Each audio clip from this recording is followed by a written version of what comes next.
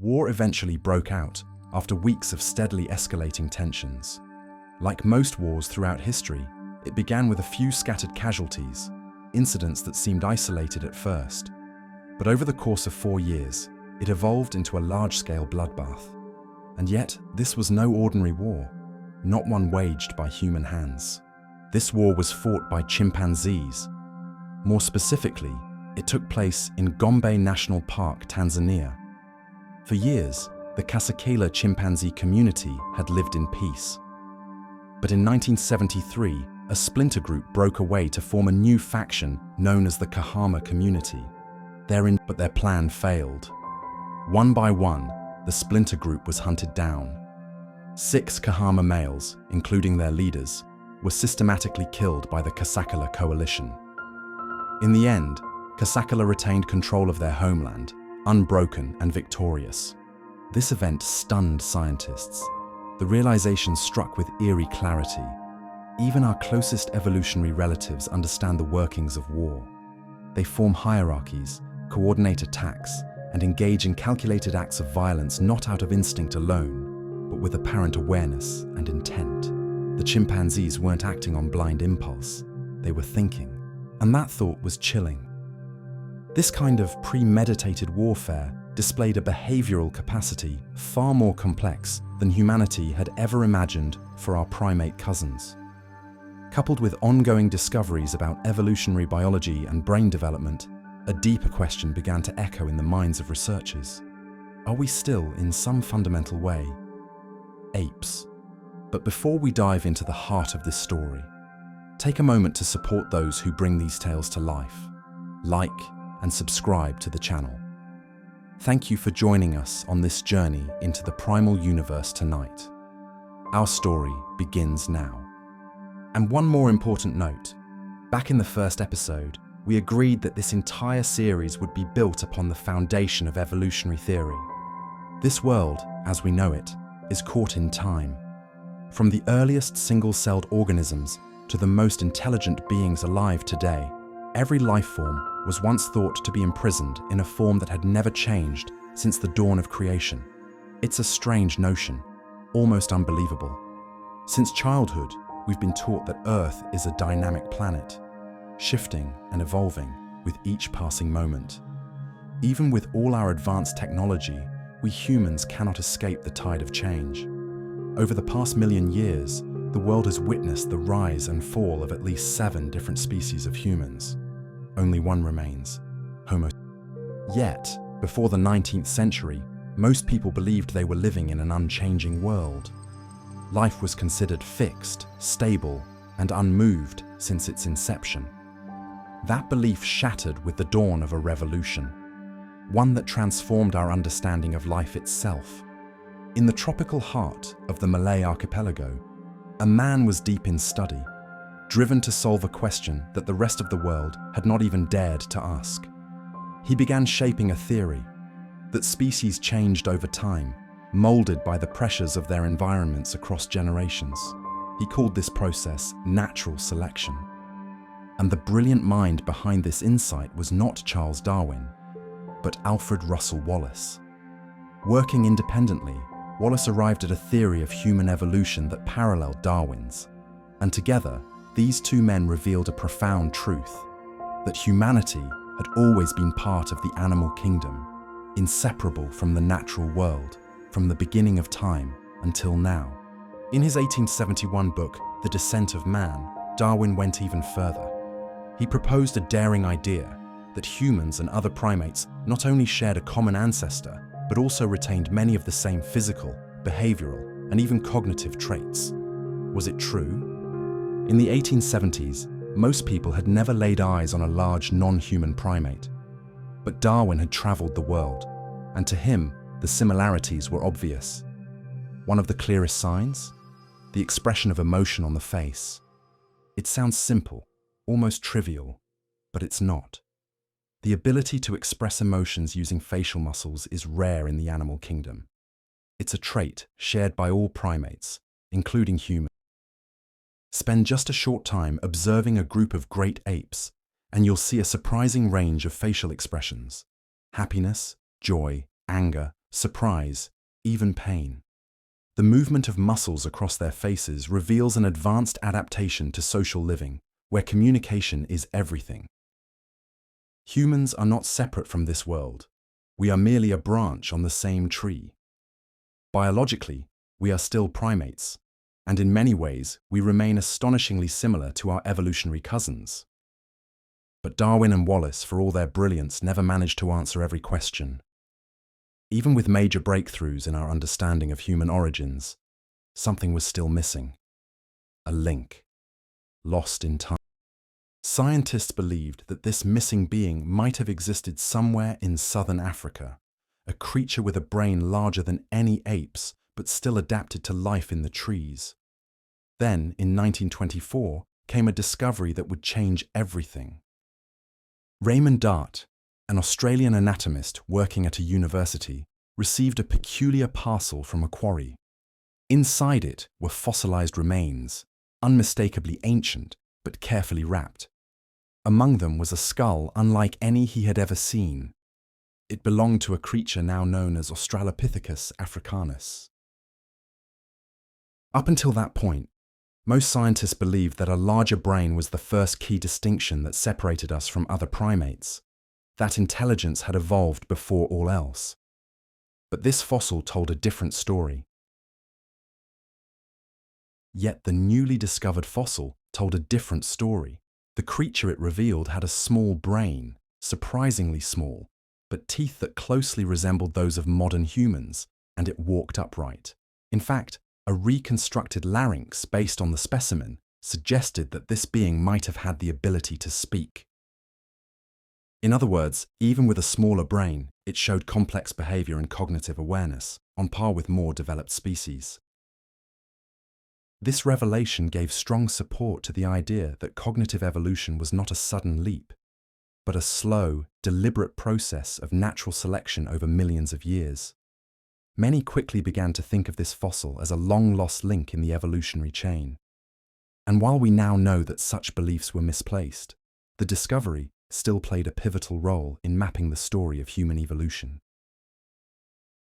Evolution is a road that seems to stretch without end.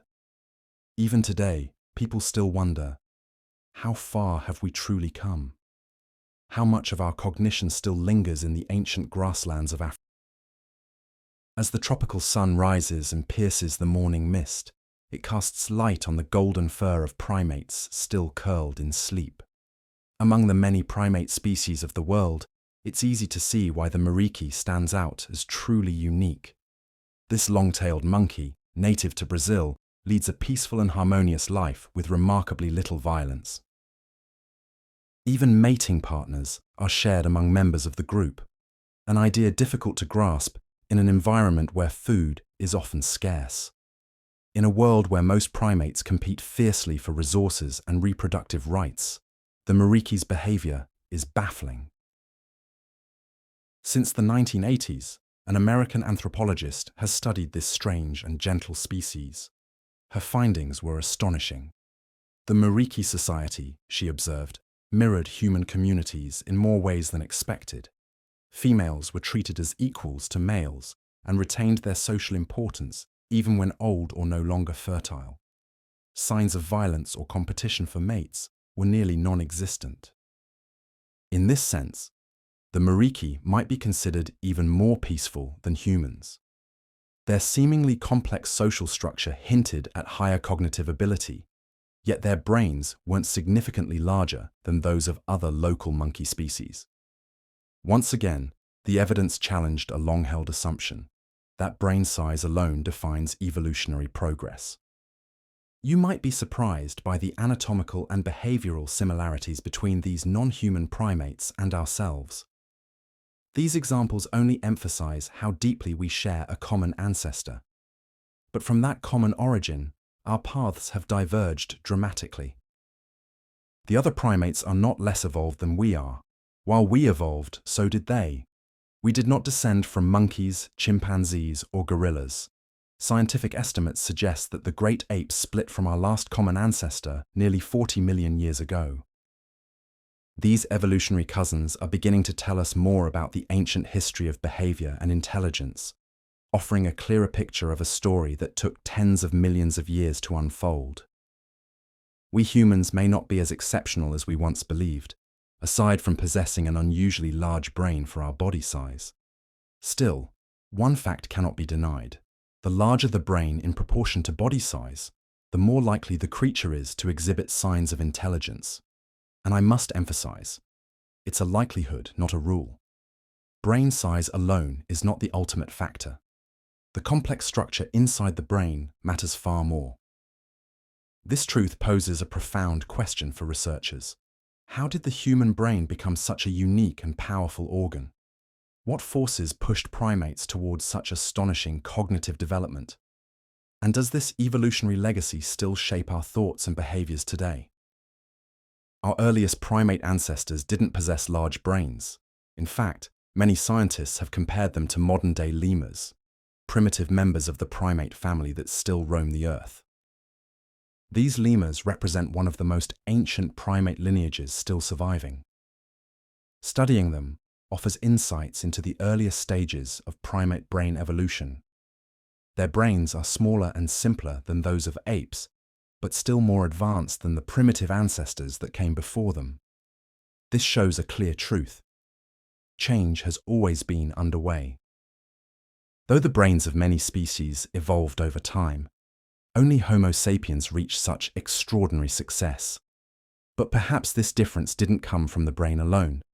It may have started far earlier, 25 million years ago, when something set us on a path towards something greater.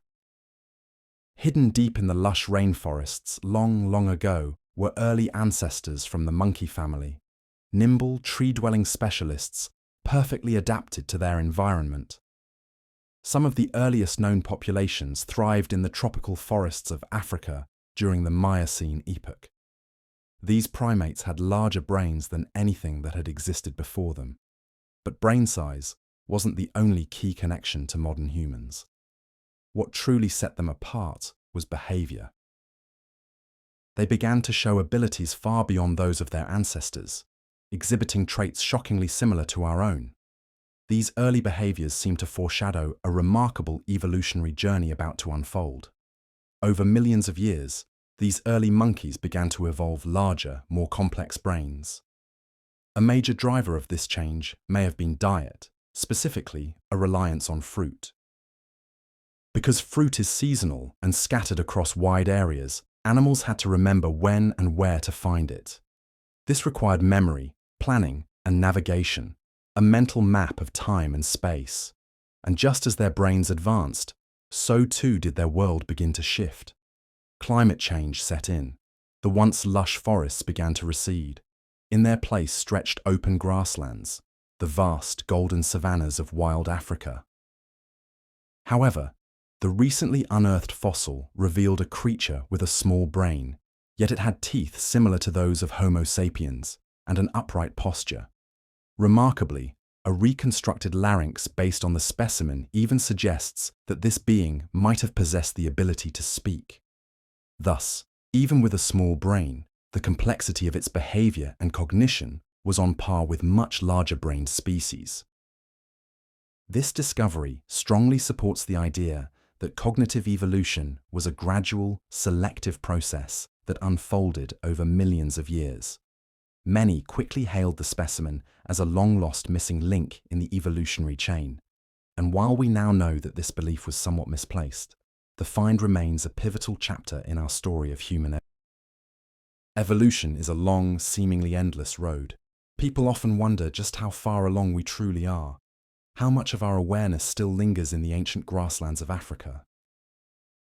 As the mist lifted with the dawn over a tropical forest, sunlight streamed through the trees, falling gently on the golden fur of slumbering primates. When compared to most other primates, it's easy to see why the Mariki is considered truly unique. These long-tailed, pot-bellied primates live in peaceful, harmonious societies with very little violence. Even mates are shared communally within Mariki groups, a fact that seems baffling, especially given their food scarcity. In a world where most primates fiercely compete for control over limited resources, the Mariki's cooperative behavior stands out as a curiosity. An American anthropologist who began studying these unusual creatures in the 1980s soon realized that Meriki societies resembled human societies in surprising ways. Females are treated as equals to males and remain valued community members even when aged or no longer fertile. Signs of violence or sexual competition are virtually non-existent within their groups. In this sense, Meriki may even be more peaceful than humans. Their seemingly complex social lives point to high cognitive capabilities, yet their brains are not significantly larger than those of other monkeys in the region. This fact underscores again that brain size is not the only, nor the most crucial factor in evolutionary success. You may be surprised by how anatomically and behaviorally similar these non-human primates are to us. It highlights the fact that we share a common ancestor. Yet somewhere along the way, our evolutionary paths diverged. These species are not less evolved than we are. While we evolved, so did they. We did not evolve from chimpanzees, gorillas, or monkeys. Scientists have calculated that today's great apes diverged from our last common ancestor nearly 40 million years ago. Our evolutionary cousins are revealing that their behavioral history and cognitive abilities, shaped by tens of millions of years, are not to be underestimated. We may not be as singular or superior as we like to think, beyond our unusually large brains relative to body size. But it is true, generally, the larger the brain relative to body mass, the greater the intelligence. Still, it is only a likelihood, not a rule. Size alone does not determine intelligence. The internal complexity of brain structures plays the most critical role. And this brings us to one of science's most fascinating questions. How did the human brain evolve into such a singular organ? What drove primates to develop brains that were so vastly more intricate than those of other animals? And are our behaviors and thoughts today still shaped by that long process? Our earliest primate ancestors did not possess large brains. In fact, many researchers have compared them to today's surviving species of lemurs. These lemurs belong to one of the most ancient primate lineages still living. They offer invaluable insight into the early stages of primate brain evolution. Compared to modern apes and monkeys, lemur brains are smaller and less complex. Yet even lemurs show significant advancement over their distant ancestors. It proves that change has always been happening. Though all primate brains evolved over time, only humans managed to achieve extraordinary success. That difference may not have come solely from the brain itself. It's possible that as far back as 25 million years ago, something was already preparing our lineage for something greater. Hidden in the lush rainforests of deep prehistory were a few distinctive monkey species. They thrived in the African tropical forests of the Miocene epoch. These monkeys had larger brains than any known species before them, but more importantly, they began showing strikingly human-like behavior. Such traits hint at the beginning of a truly extraordinary evolutionary journey. Over millions of years, these early monkeys developed larger, more complex brains. Their heavy dependence on fruit, a resource scattered and seasonal, may have played a critical role in driving that change. To find food, they had to remember locations and navigate to them at just the right times. As their brains developed, the climate changed. Lush forests gave way to vast African savannas. Some species retreated deeper into shrinking forests and evolved into the monkeys we know today. But others ventured out into a new world, one where survival meant adapting to both forest and grassland. Take a look at this skull. Its cranial capacity is only 167.7 cubic centimeters, far smaller than Australopithecus, which lived in East Africa and had a brain nearly 3 times larger. But this skull predates Australopithecus and may be closer to our true ancestor. The chimpanzee-like Sahelanthropus from 7 million years ago offers the perfect example of how environment and brain evolution intertwine. Life on the savanna may have given this species a special evolutionary edge. Curiously, the placement of the foramen magnum, the hole in the skull where the spinal cord enters, is similar to that of humans.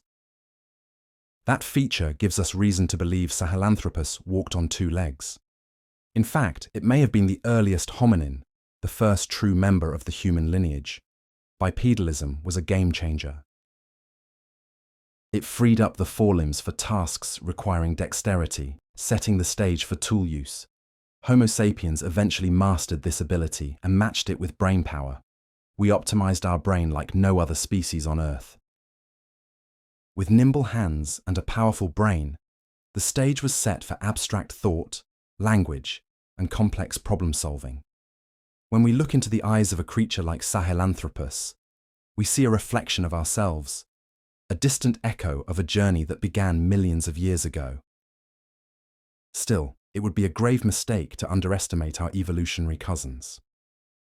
The more we study them, the more we realize we are not as different or superior as we once believed. Imagine yourself walking along the forest edge beside an African savanna. A chimpanzee swings overhead. One hand grips a branch for balance. The other holds a sharp stick. He is a hunter. Far ahead, his group moves in stealthy formation. You can guess what's coming.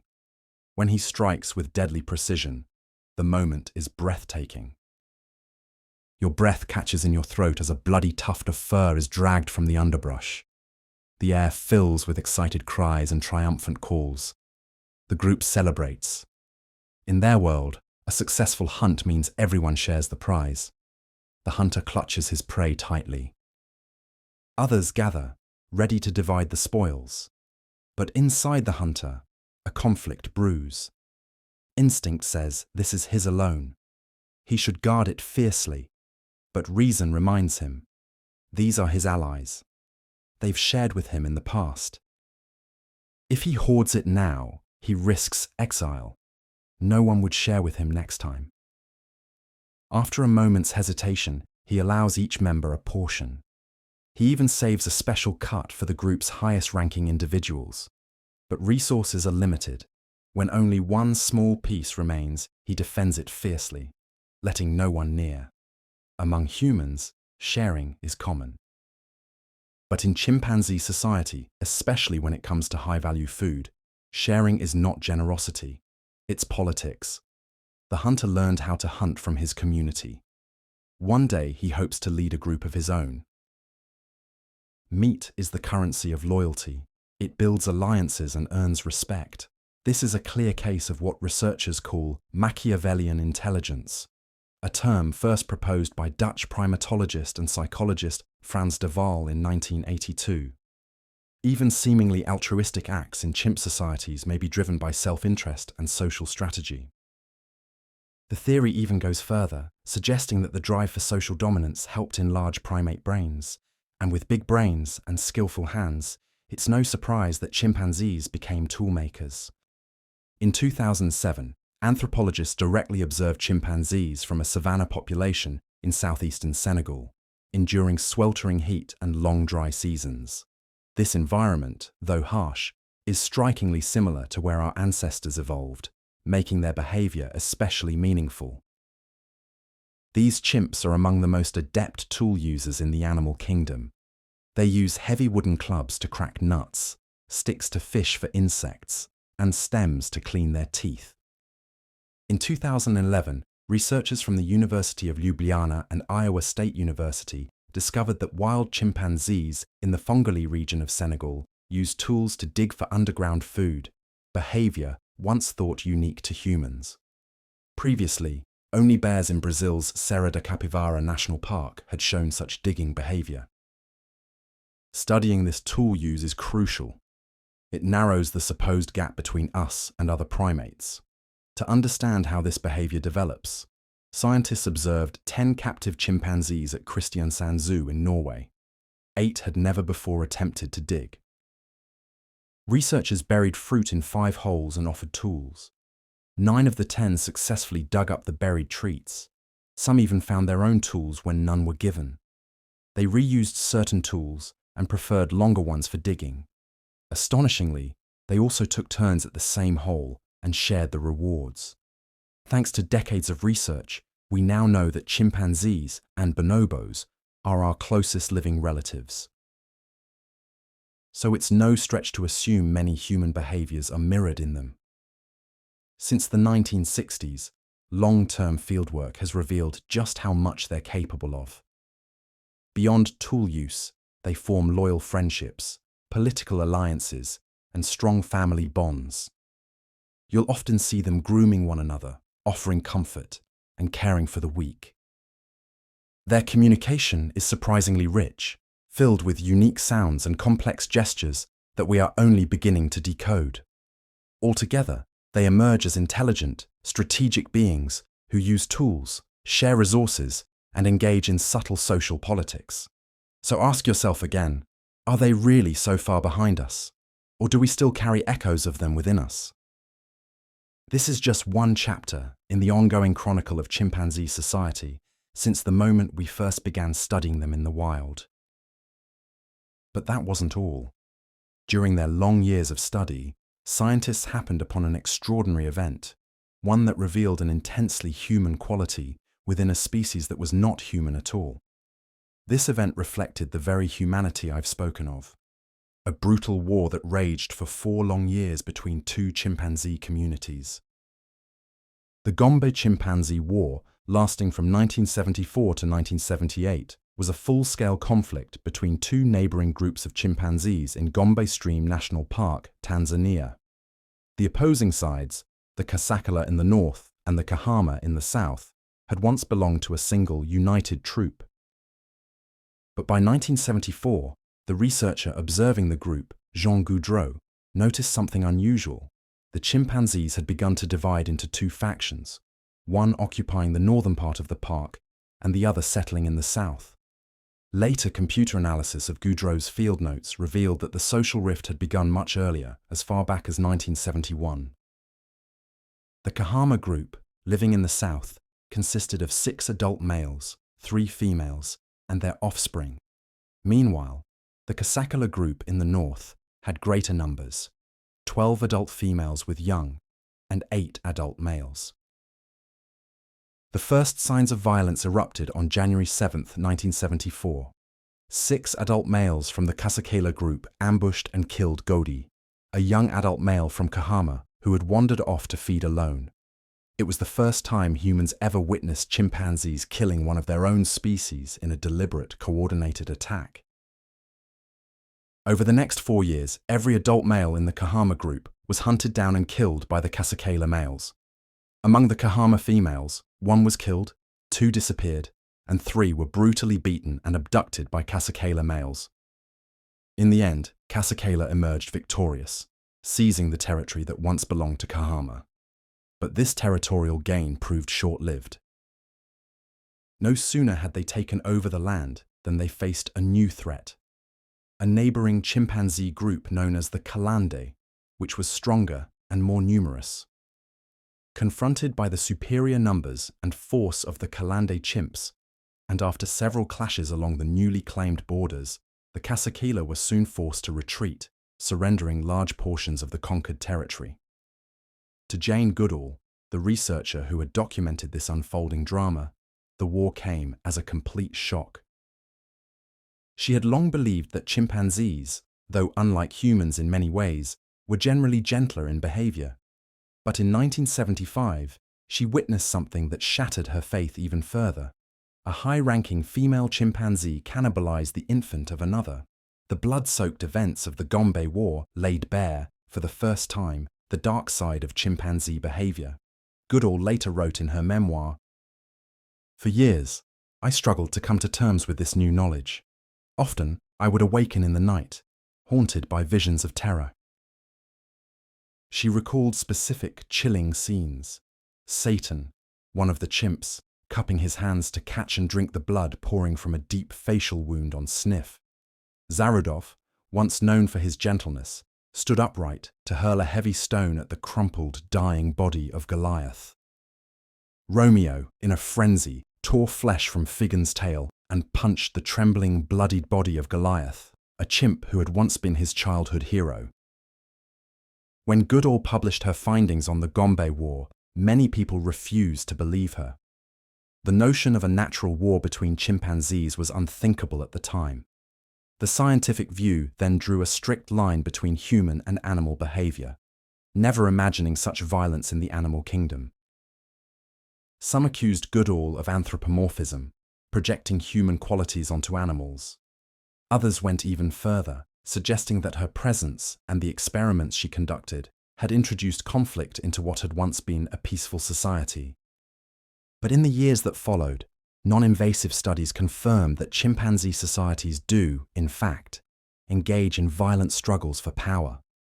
These brutal, calculated behaviors among chimpanzee troops offer chilling insight into the darker corners of our own evolutionary past. Like us, chimpanzees are not always kind. Like us, they can be cruel. And perhaps, like us, they are the product of natural forces that shaped both compassion and savagery in equal measure. In truth, we are not so unique, a reality Charles Darwin and Alfred Russel Wallace had already proposed more than a century ago. Humans are descended from the same lineage as the great apes.